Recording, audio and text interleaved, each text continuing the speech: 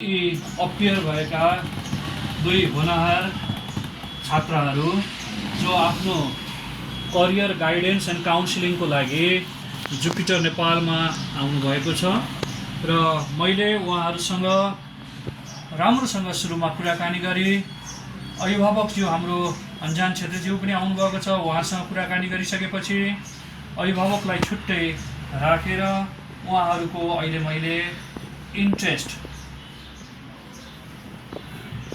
Data seat भर्न लगाउँदैछु। उहाँहरूको रुचिको प्रश्नावली, मेरो रुचि, मेरो profile, my interest, my profile, यसलाई चाहिँ मैले उहाँहरूलाई चाहिँ राम्रोसँग बुझाएर यस अन्तर्गत रुचि के हो, इन्ट्रेस्ट के हो भनेर अगाडि हामी उहाँहरू बढ्दै हुनुहुन्छ। उहाँ एकदम सिन्सियर असल विद्यार्थी हुनुहुन्छ र उहाँहरूको इन्ट्रेस्ट अब हामीले यहाँ के गर्दैछौँ हेर्दैछौँ र उहाँहरूको काममा अगाडि बढिरहनु भएको छ। त्यसपछि मैले बिस्तारै यो सकिसकेपछि उहाँहरूको स्ट्रेन्थ एन्ड अचिभमेन्ट क्वेसनर पनि छ, खुबीको प्रश्नावली।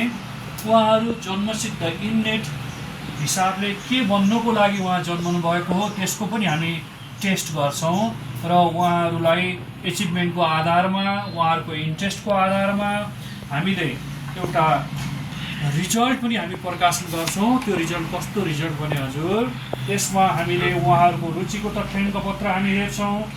त्यसै गरी उहाँहरूको माई पोटेन्सियल, माई करियर्स, उहाँहरूको मेरो क्षमता, मेरो वृत्ति, त्यसलाई पनि हामी हेर्छौँ।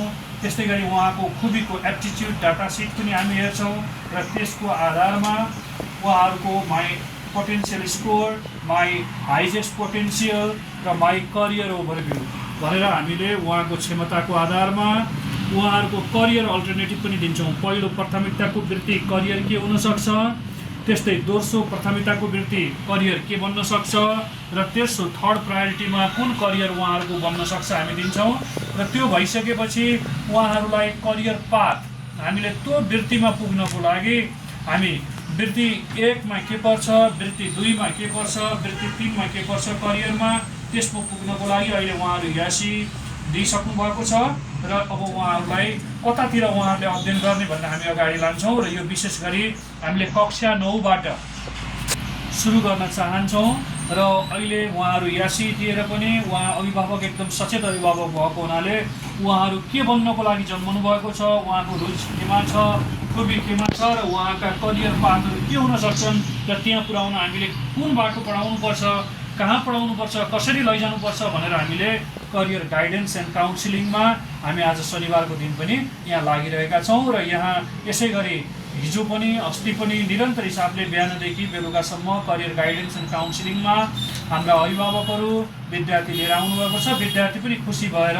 यसरी जाने गर्नुभएको छ। यदि तपाईँहरूको पनि आफ्ना बाबु नानीहरू कक्षा 9 मा पुग्नुभएको छ वा 10 मा हुनुहुन्छ वा यासी दिनुभएको छ, अगाडि लैजान चाहनुहुन्छ, उहाँहरूको इन्ट्रेस्टको आधारमा, उहाँको खुबीको आधारमा उहाँहरूलाई सफल बनाउन चाहनुहुन्छ, उहाँको जीवनलाई सार्थक बनाउन चाहनुहुन्छ भने यहाँहरूलाई जुपिटर नेपाल कालीमाटी काठमाडौँमा एकदम हार्दिक स्वागत छ। म Chudamani Subedi, counsellor. Thank you.